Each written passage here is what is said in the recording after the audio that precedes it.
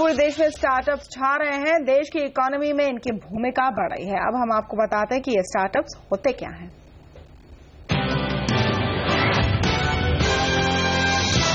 Startup यानी वो company जो अभी अभी स्टार्ट हुई है। नई कंपनी, छोटी कंपनी, और ये छोटी होती है ना सिर्फ फंड्स के लिहाज से बल्कि अपने पूरे सेटअप के लिहाज से भी। कंपनी छोटी होती है लेकिन इसके पीछे छिपा आइडिया बड़ा होता है। शुरुआत कैसे हुई स्टार्टअप्स की? 1997 और 2000 में हमने एक .com तेजी देखी थी जिसे .com क्रांति कहते थे और इसी समय स्टार्टअप टर्म का इस्तेमाल शुरू हुआ था। उस समय जब भी कोई टेक स्पेस में कोई नया कारोबार शुरू करता था तो उसे स्टार्टअप कहते थे, लेकिन अब ये डेफिनेशन बड़ी है।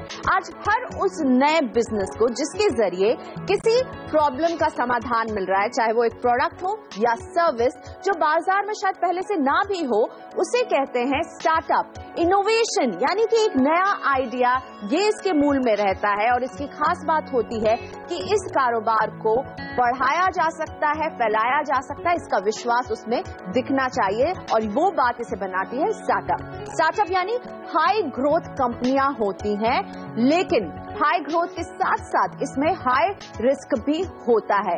इनके बिजनेस मॉडल को जब हम हाई ग्रोथ कहते हैं तो ये हाई ग्रोथ को टारगेट तो जरूर करती हैं, लेकिन जिस तेजी से स्टार्टअप में ग्रोथ आ सकती है उतनी तेजी से उनके फेल होने का भी खतरा होता है। इसलिए 2001 में जब हमने .com बबल बर्स्ट देखा तो कई स्टार्टअप्स ने दम तोड़ दिया था।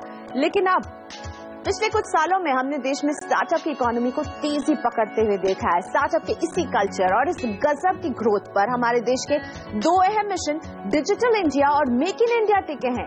आप बने रहिए हमारे साथ, हम रोज लेकर आएंगे आपके लिए बेसिक स्टार्टअप ज्ञान ताकि आप भी चाहें तो अपने सपनों को पंख दे सकें।